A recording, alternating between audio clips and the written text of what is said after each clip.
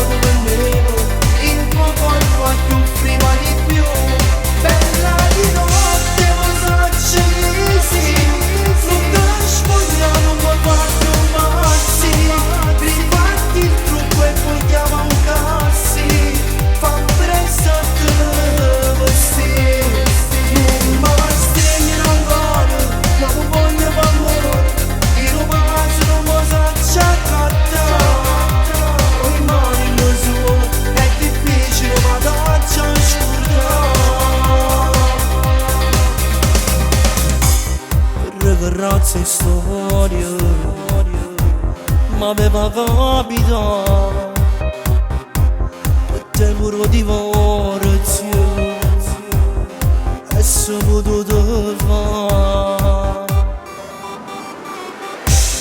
figurati mia moglie so venisse a sapere che per amante avevo stronzo